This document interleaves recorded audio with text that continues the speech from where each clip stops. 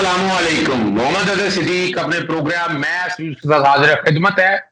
आज खास तौर पर तकलीफ दी है बेगम सरीना ईसा ने, इल्जाम लगा दिए। पहला इल्जाम तो लगाया अनवर मंसूर साहब के बारे में, जो प्रोग्राम मेरे साथ उन्होंने किया था और बहुत क्या हकायक बताए थे। हमारे दोस्त असदुल्ला खान साहब, आपको पता है, सीनियर एंकर पर्सन है, बहुत ईमानदार आदमी है, बहुत मेहनती है और हकायक हक और सच के साथ ये चलने वाला आदमी है। वो बड़ा यानी एक प्री प्लान इंटरव्यू चलाया गया बाकायदा, और उसकी अपना हाइप इतनी क्रिएट की गई, लाइट चली गई, कोई आगे हो गया, कोई पीछे हो गया, और वो अच्छा। काजी हाँ। ईसा के बारे में बताया गया और उन्हें कोई हीरो बताने की कोशिश की।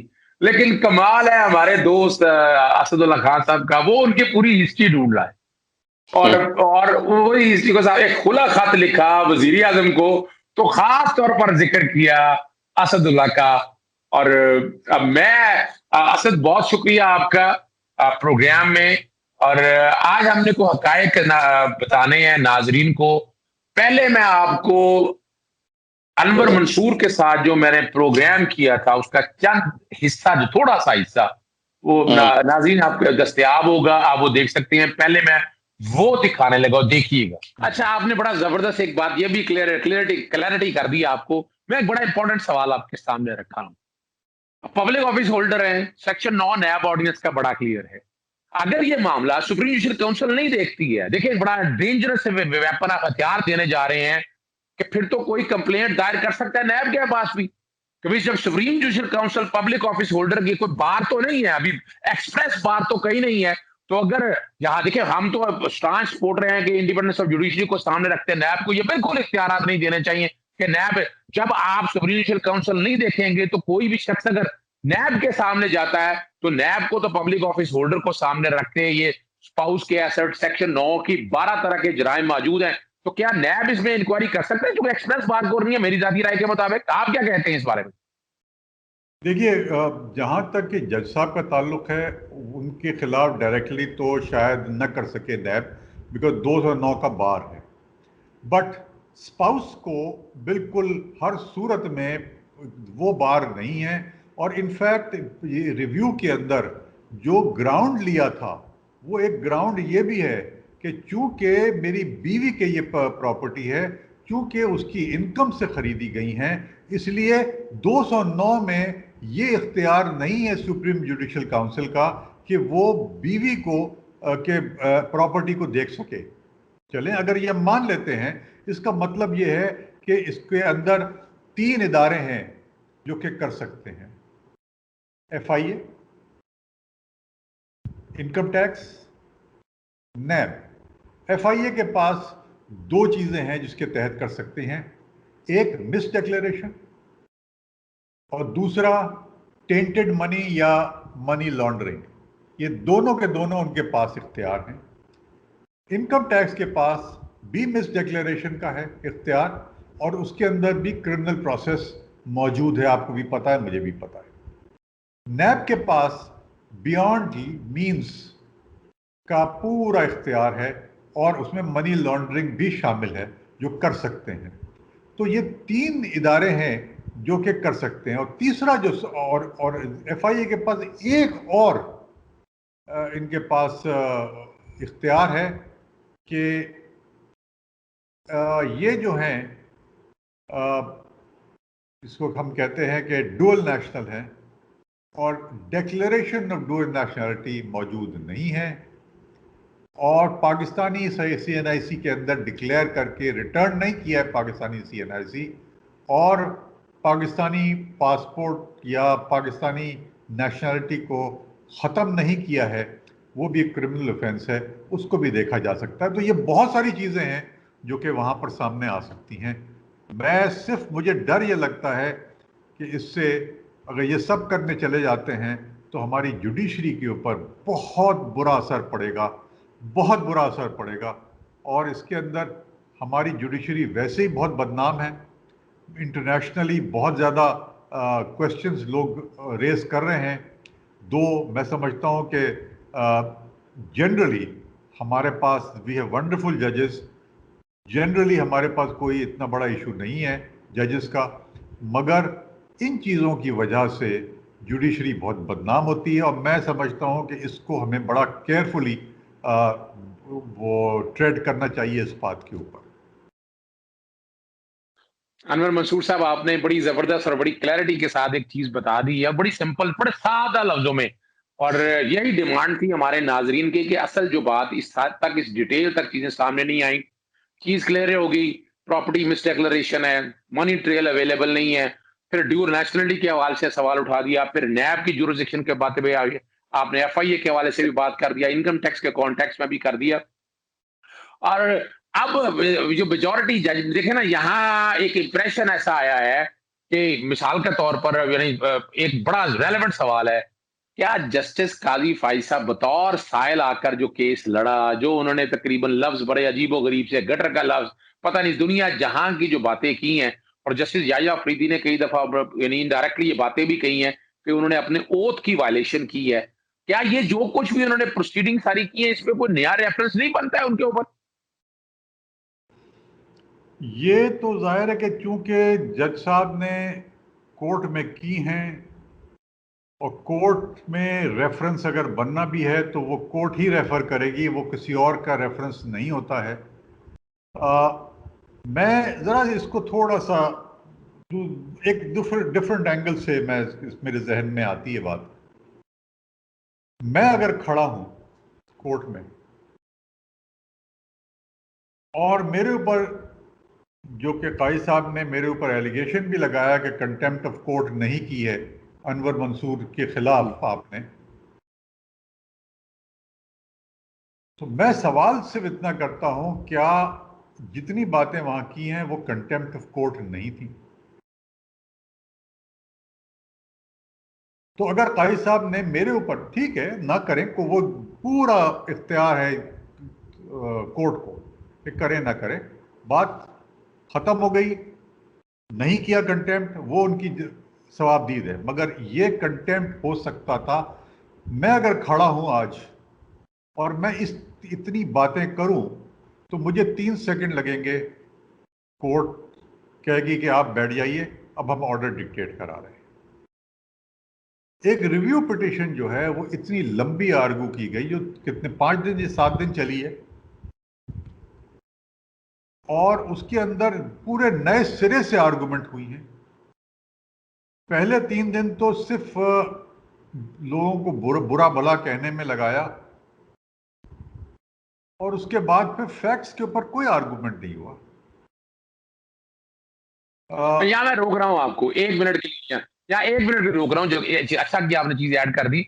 आपको याद है 19 जून 2020 का फैसला था, नजरसानी की दरखास्त दायर की गई, नजरसानी की दरखास्त के ऊपर फिर एक पहले दरखास्त दायर की गई, वही बेंच सुने, वो आ गया, वो फैसला आ गया, फैसला मैंने कितना टाइम लगाया उस हवाले से आपने देख लिया। और फिर उसके बाद दरखास्त दी गई कि जनाब लाइव कवरेज दिखाई जाए, लाइव कवरेज में भी इस हवाले से भी वहां जस्टिस याया अफरीदी के हवाले से था कि अपने ओथ की वायलेशन है। उसके बाद क्या ये जो प्रिविलेज मिली है इनको, ये आप समझते हैं ऐसी प्रिविलेज क्या जस्टिस काजी फाइज साहब खुद अपनी कोर्ट में देते हैं हर एक साइल को? या ये कोई ये यानी एक सवाल है नाज़रीन का, बड़ा वैलिड सवाल है, क्या जिस तरह के आर्गुमेंट्स और जिस तरह की बातें की गई हैं, ये आइंदा से आम आदमी को मिलेगी इजाजत इस तरह की भी? मैं दुआ करता हूं कि दे दें, मैं इससे ज़्यादा आगे क्या कहूं। मैं सिर्फ दुआ करता हूं कि ऐसे इतनी प्रिविलेज जो है एक आम साइल को भी मिले।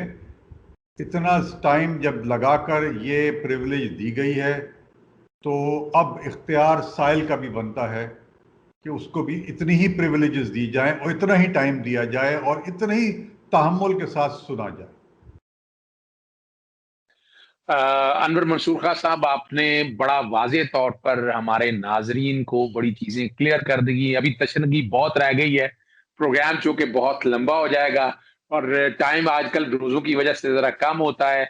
लेकिन अभी तक ये सब नाज़रीन के लिए, जो सुनने वाले हैं, हमारे चाहने वाले हैं, इस क्लैरिटी के साथ चीज़ें, मैंने भी प्रोग्राम सारे किए हैं, लेकिन जिस क्लैरिटी के साथ अनवर मंसूर साहब ने टू दी पॉइंट लॉ के ऊपर ग्रिप बात करते हुए फैक्ट्स के ऊपर बात करते हुए आप तक कही है, ये हकायक सामने है, बात बड़ी वाज़ेह होगी, मनी ट्रेल है नहीं, प्रॉपर्टीज का सोर्स कोई नहीं, दो आइडेंटिटी सामने रख लें, फिर मिस डिक्लेरेशन का सामने रख लें, मनी लॉन्ड्रिंग के ये सवाल सारे बड़े वाज़ेह मौजूद है, और हम उम्मीद रखते हैं कि दोबारा रेफरेंस या तो सदर पाकिस्तान तक फैक्ट्स आ जाए। अभी तक क्लियरिटी नहीं दी, ना मनी सोर्स वगैरह किसी जगह पे क्लियर नहीं दी है।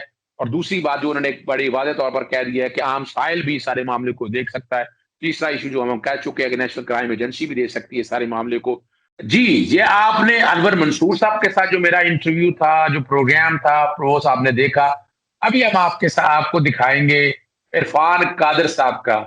अच्छा, ये मैं एक बात बता दूं, जो अनवर मंसूर के प्रोग्राम में आपने देख लिया, उन्होंने स्पेनिश सिटीजनशिप के हवाले से, फिर उन्होंने एक प्रॉपर्टी डिक्लेयर नहीं की, वो सारी चीजें बताई।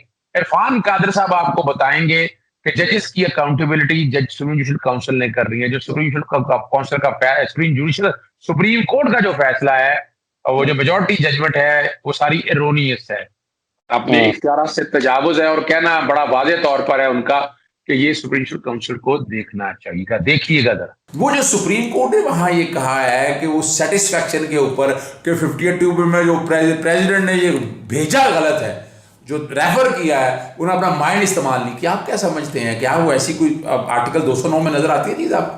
मैं समझता हूं कि ना तो सुप्रीम कोर्ट को आर्टिकल 209 की समझ है और ना उनको वो लीगल असिस्टेंस मुहैया की गई है, बल्कि लीगल असिस्टेंस जो है हर किसी ने अपने मौक़िफ़ की तायद में इस तरीके से दी है जिससे कि अगर जजेस को समझ थी भी तो कम से कम वो समझ जो है कि किसी तरह से कैमोफ्लाज हो गई है और वो उस तरफ गए ही नहीं है। क्योंकि आर्टिकल जो 209 है उसमें उभाम बिल्कुल नहीं है। उसमें तो ये कहा गया है कि सदर पाकिस्तान डायरेक्ट करेंगे सुप्रीम जुडिशल काउंसिल को। तो अज़हर सिद्दीक़ साहब, मैं आपसे पूछता हूँ कि जब कोई अथॉरिटी डायरेक्ट करती है सुप्रीम जुडिशल काउंसिल को तो वो सुपीरियर अथॉरिटी होती है कि वो सबॉर्डिनेट अथॉरिटी होती है? मेरा आपसे सवाल है। बड़ा वाज़ेह तो सुपीरियर अथॉरिटी होती है। तो आइन जब कह रहा है कि सदर पाकिस्तान उनको डायरेक्ट करेंगे, और जब वो डायरेक्ट करेंगे तो वो पाबंद होंगे इंक्वायरी करने के। बिल्कुल सही। तो उनके पास तो और कोई रास्ता ही नहीं है। तो अगर आइन सदर पाकिस्तान को ये इख्तियार देता है कि वो सुप्रीम जुडिशल काउंसिल को पाबंद करें कि वो इंक्वायरी करे, तो सुप्रीम जुडिशल काउंसिल को वो कौन सी ताकत है जो रोक सकती है कि आप अब इसमें मत जाएं और सुप्रीम जुडिशल काउंसिल जो है वो खामोश तमाशाई बन के बैठ जाए? आइन में तो ऐसी कोई ताकत किसी अदालत को नहीं दी गई, बल्कि जिक्र कर दिया गया अदालतों का कि अदालतें तो उसमें जाएंगी नहीं। अच्छा, इस पर क्या कन्फ्यूजन है? ये जो हेयर स्प्लिटिंग हो रही है बहुत सारी सुप्रीम कोर्ट में, ये जो हम बहुत ज़्यादा हेयर स्प्लिटिंग में जो कन्फ्यूजन मच रहा है और उससे फिर लंबे लंबे फैसले लिखे जाते हैं और उनका ना कोई सर होता है ना पाँव होता है, टोटल कन्फ्यूजन है। अच्छा, आपने ये बात बड़ी ज़बरदस्त कह दी, यानी जजमेंट को भी अगर आप देख लें, यानी मैं तो लफ्ज़ मैंने रिटर्नेंसी का इसलिए इस्तेमाल किया था, उस तरफ मुझे ले आए हैं खींच के, कि सुप्रीम कोर्ट के जस्टिस काजी फाइज सा केस को अगर आप देखें, प्रॉज एंड कॉन्स, यानी पहला फैसला पढ़ें, अच्छा उसमें तो फिर भी चले रास्ता कुछ था कि उन्होंने चैप्टर क्लोज नहीं किया। हालांकि वो भी मैं समझता हूँ कि वो भी फैसला नहीं बनता था, प्रेसिडेंट की जो डायरेक्शन थी वो क्वैश नहीं हो सकती। चलें for the sake of argument मान नहीं जाते, उन्होंने एक इंक्वायरी के कॉन्टेक्स्ट में, हालांकि ये इख्तियार भी सुप्रीम जुडिशल काउंसिल का था कि इंक्वायरी, उन्होंने मामला एक रेफर, और इंक्वायरी सुप्रीम जुडिशल काउंसिल कराएगी और सुप्रीम कोर्ट नहीं करवाएगी। सुप्रीम कोर्ट को कोई इख्तियार नहीं है कि वो FBI को कहे कि आप इंक्वायरी करें। वो इंक्वायरी सरीहन सुप्रीम जुडिशल काउंसिल कराएगी और वो रास्ता आप नहीं रोक सकते आइन का।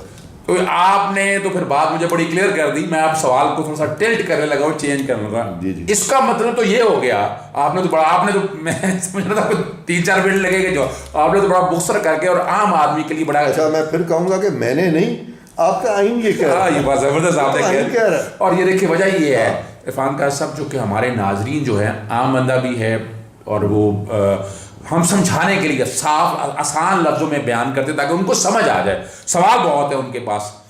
इसका मतलब तो बड़ा वाज़ेह हो गया कि सुप्रीम कोर्ट का जो अब फैसला रिव्यू में आएगा उसकी भी कोई हैसियत नहीं है फिर तो।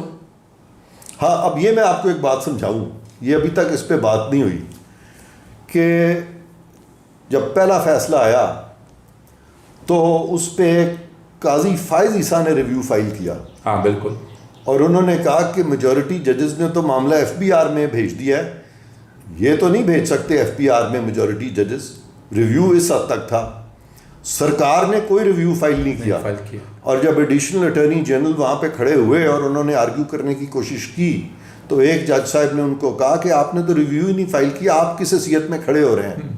तो उस वक्त तक सरकार का मौक़िफ़ ये था कि चूंकि मामला अब भी एफबीआर के पास है और एफबीआर जो भी फैसला करेगी उस पर इन्हिसार है, और वो चूँकि सुप्रीम जुडिशल काउंसिल को भेजेगी, तो इन अ वे सुप्रीम कोर्ट का ये सारा फैसला जो है कि सदर तो ये सारा नहीं कर सकते, लेकिन सुप्रीम कोर्ट ने खुद ही कर दिया, तो मामला तो फिर सुप्रीम जुडिशल काउंसिल की तरफ ही जा रहा है। और जो प्रोविजंस हैं इन एसेंस तो चूँकि वो फॉलो हो रहे हैं, तो लिहाजा पाकिस्तान की सरकार ने इस पर रिव्यू फाइल नहीं किया, जो कि मैं समझता हूँ करना चाहिए था। उनको बताना चाहिए था कि इवन सदर पाकिस्तान ने जो किया था वही कोर्स था, सदर पाकिस्तान ही रेफ़र कर सकते थे, इंक्वायरी उसी तरह ही हो सकती थी, आप लोग नहीं कर सकते थे।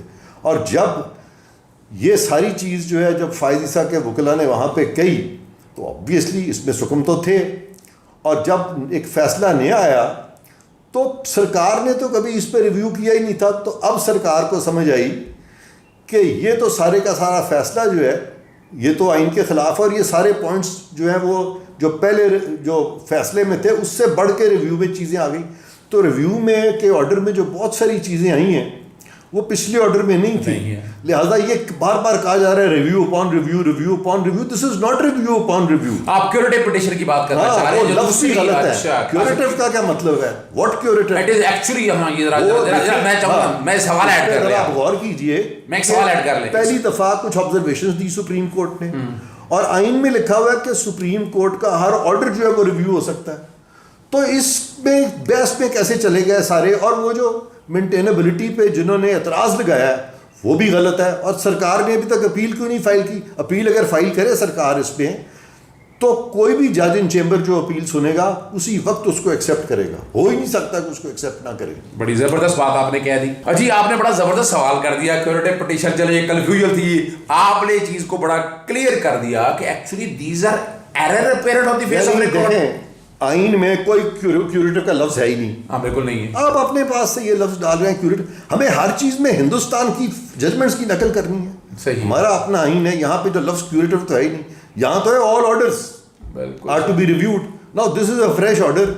इसका तो पहले ऑर्डर से बहुत सारी नई चीजें की गई हैं, इस पे तो डायरेक्ट रिव्यू लाया करेगा। ओहो, आपने देखे एक बड़ी जबरदस्त बात क्लियर कर दी। हाँ। कि एक जो पहले ऑर्डर था उस ऑर्डर में से आप जो ऑर्डर आपने जो पास किया है जी हाँ। वो तो इसका मतलब है आप तो उससे जुरिस्डिक्शन से आगे चले गए। बिल्कुल। आप जब उससे आगे चले गए हैं तो इसका मतलब ये है कि it is a first review in your opinion. Yes, ये देखें, ये आर्टिकल 188 में पढ़ दूं फिर से आपको, आपके गोश गुजार करूं।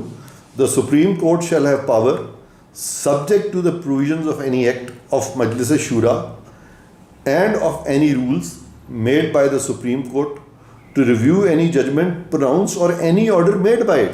सो एनी ऑर्डर और any judgment can be reviewed and rules are subservient to the constitution. They are only to regulate the procedure. They cannot take away the right of review which is granted by the constitution itself. It means rule 26 sub rule 7 which bar the second review is unconstitutional.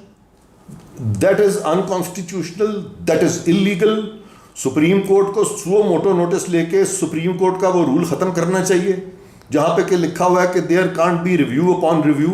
लेकिन यहाँ पे तो review upon review का भी सवाल है। आपने बड़ी क्लैरिटी के साथ तो एक नई चीज यानी जो फाइंडिंग्स दे दी, जो ऑर्डर अब आया है, जो ऑर्डर आया है। और रिव्यू अपॉन रिव्यू इसलिए नहीं है कि सरकार ने कौन सा रिव्यू किया था पहले। ये तो सिंपल बातें हैं, लेकिन वहां खड़े होके उनको कोई बताए तो सही। जजेस जो है, मैं आपको आज भी बताता हूँ कि मैं और आप एज लॉयर्स हम कानून किससे सीखते हैं? उन ग्रीवेंसेस से सीखते हैं, उन नाजायज चीज़ों से, उन इनजस्टिस से सीखते हैं जो हमारे क्लाइंट्स के साथ होता है। तो हमें सिखाने वाला कौन है? वो हमारा साइल है। और जजेस को कौन सिखाता है? मैं और आप सिखाते हैं।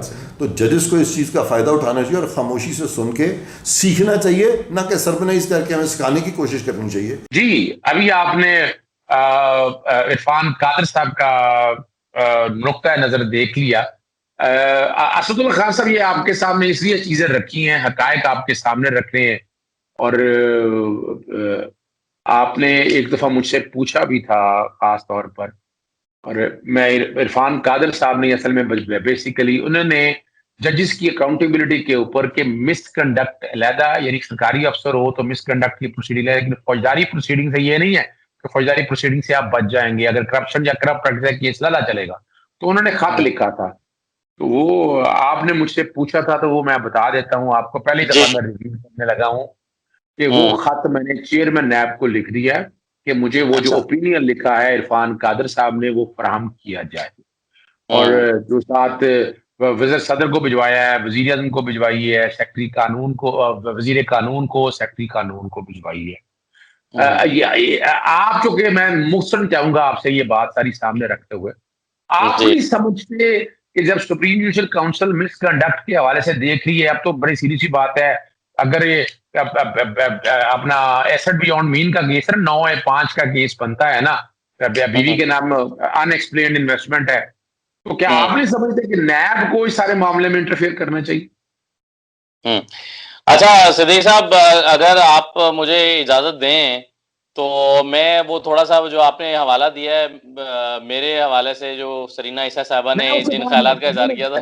पहले पहले ना पहले जरा मुझे इतना पूछे, उसके बाद प्रोग्राम आप बस उसकी भी आएगा। अच्छा, पहले ठीक है। मुख्तसर जवाब दो। बिल्कुल बिल्कुल सही है सर। मैं ये समझता हूँ कि नैब जो है उसको उसका एक किरदार बिल्कुल बनता है इसमें, और नैब को आगे आना चाहिए और अपनी जो एक आज़ाद और खुद मुख्तार इदारे की हैसियत से प्रोसीडिंग्स को इनिशिएट करना चाहिए। लेकिन मसला ये है कि जजेस के लिए ख़ासतौर पर जो एक इदारा मौजूद है एहतसाब के लिए, वो एक सुप्रीम जुडिशियल काउंसिल है। लेकिन सुप्रीम जुडिशियल काउंसिल को एक तरह से पहली बार, आपके साथ मेरा ख्याल है शायद इस मौजू पर बात भी हुई, कि एक अंडरमाइन कर दिया गया है। और जो सुप्रीम कोर्ट का फुल बेंच है उसने सुप्रीम जुडिशियल काउंसिल की ही जो रिकमेंडेशंस थी उसको उड़ा के रख दिया है। तो ये अपने तौर पर एक क्वेश्चनेबल चीज है। और ऐसे तो मेरा कहने का मतलब यह है कि अगर सुप्रीम जुडिशियल काउंसिल, जो कि एक ज्यादा पावरफुल और एक और इंडिपेंडेंट इदारा है, वो अगर जो है वो अपना काम नहीं कर सका या नहीं करने दिया गया, तो ऐसे में नैब को जो है वो रोकना या नैब को काम ना करने देना या नैब को एक ऑर्डर के जरिए से रोक देना, जैसे कि एफबीआर को रोका गया है कि एफबीआर कोई तहकीकात ना करे, जैसे कि सुप्रीम जुडिशियल काउंसिल के इख्तियारात जो है एक तरह से उससे छीन लिए गए इस मामले में। तो नैब अगर अपने काम का इसमें कोई आगाज करता भी है, तो आई डाउट के उसको जो है वो इंडिपेंडेंटली पूरा काम करने दिया जाएगा। जो अच्छा, पहले फोरम्स थे वो मेरा ख्याल है कि उन फोरम्स को उनकी तस्दीक नहीं होनी चाहिए थी, उनको वो सब अपने अपने तौर पर खुद मुख्तार इदारे हैं। अच्छा, एक यहाँ मैं क्लियर कर दूं, मैं अब ये सुप्रीम जुडिशियल काउंसिल को मैं समझता हूँ सुप्रीम कोर्ट का फैसला भी अगर मौजूद हो, सुप्रीम जुडिशियल काउंसिल अपने तय इंक्वायरी और इन्वेस्टिगेशन कर सकती है और मिसकंडक्ट की प्रोसीडिंग ले सकती है।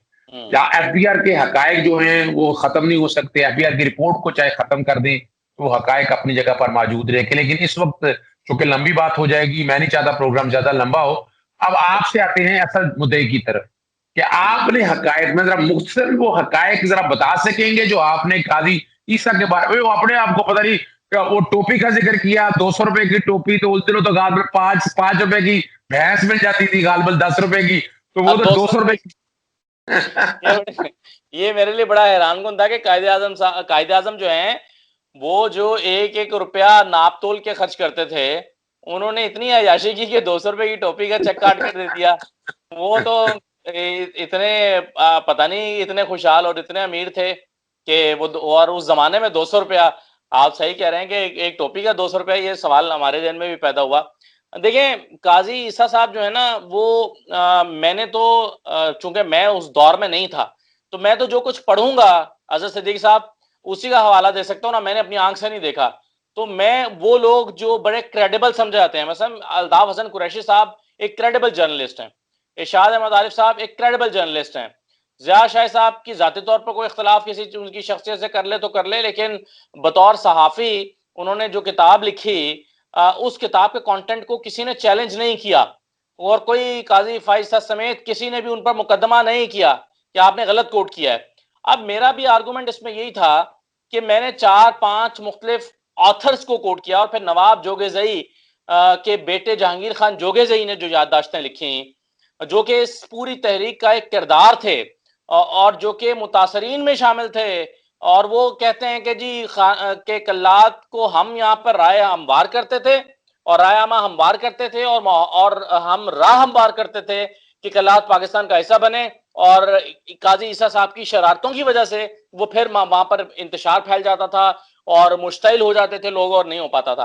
तो मैंने इन तमाम लोगों को कोट किया था और मैंने कहा था इन लोगों ने ये किताब लिखी है। अब मेरा मोहतरमा सरीना ईसा साहिबा से भी यही गुजारिश थी कि मैंने किताबों के हवाले दिए थे, आप भी उनके किरदार पर लिखी गई जो किताबें हैं वो जवाब में ले आइए और रेफरेंस दीजिए कि इस आर्गुमेंट को ऐसे रद्द किया गया है, इस किताब में इस किताब के आर्गुमेंट को ये कहकर रद्द किया गया है, और काजी ईसा साहब के किरदार जो हैं उसके बारे में ये फलां फलां फलां आथर्स ने इनकी बहुत तारीफ भी की है, तो चलिए न्यूट्रलाइज हो जाएगा। लेकिन ये कह देना कि ये फसादी और मुआवजे पर काम करने वाला यूट्यूबर है जिसने फसाद फैलाने की कोशिश की है, और फिर ये फतवा दे देना कि जो काजी ईसा के किरदार के बारे में शक करेगा वो पाकिस्तान का दुश्मन है, तो मेरा ख्याल है कि ये बहुत सतही सोच रखने वाला कोई शख्स कर सकता है, जो इससे ज्यादा वसी नहीं सोच सकता।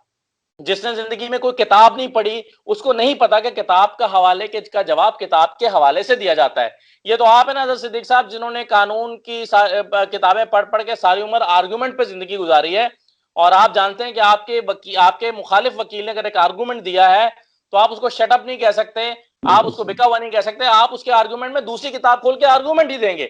अगर उसने किसी जजमेंट का हवाला दिया है माजी की, तो आप किसी और जज की किसी जजमेंट का हवाला ही देंगे। ये तो आप समझ सकते हैं, मैं भी किसी हद तक थोड़ा बहुत समझ सकता हूं, लेकिन जिस शख्स का दलील के साथ कभी साबका नहीं रहा, कभी वास्ता नहीं रहा, जिसने कभी जिंदगी में कोई किताब ना पढ़ी हो, वो मेरा ख्याल है इन चीजों के आदाब के बारे में नहीं जानता कि उसको कैसे टैकल करना है इस इशू को, और वो महज इल्जाम लगा देता है।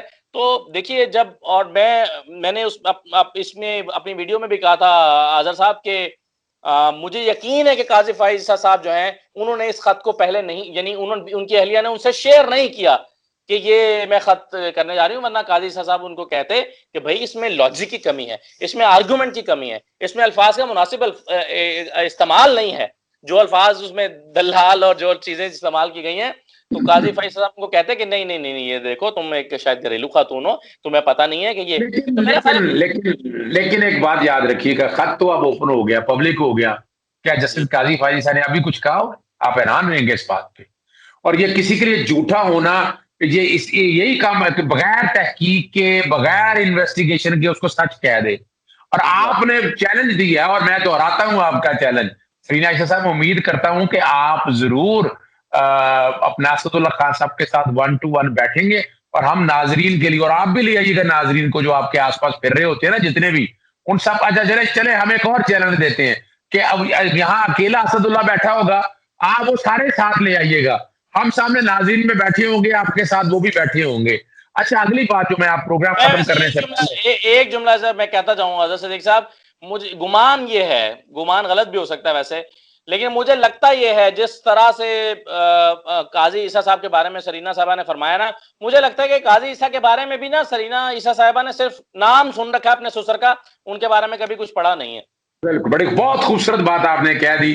फिर आपने एक और बात, एक और प्रोग्राम में आपके कही, वो स्मगलिंग का क्या बात थी, जरा खत्म करने से पहले जरा वो भी कहानी बता दो, दोहरा दे जरा। अच्छा देखिए आज़ाद साहब, मैंने अपने सीनियर्स से सुना, और मैंने इसको फिर अपनी जो वीडियो की थी उसमें कोट नहीं किया था।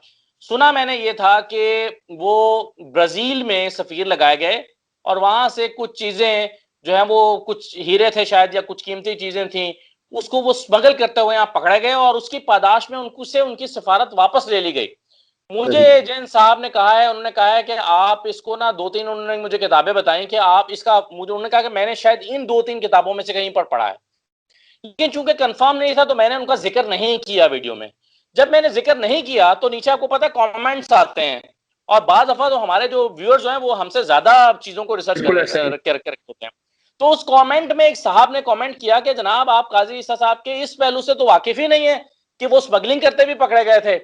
तो फिर मैंने उसकी वजाहत की कि मैंने ये सुन रखा है, लेकिन मैं चूंकि अभी तक उस किताब तक पहुंचा नहीं था और इस वजह से मैंने इसको हज़फ कर दिया था, मैंने इसका जिक्र ही नहीं किया था।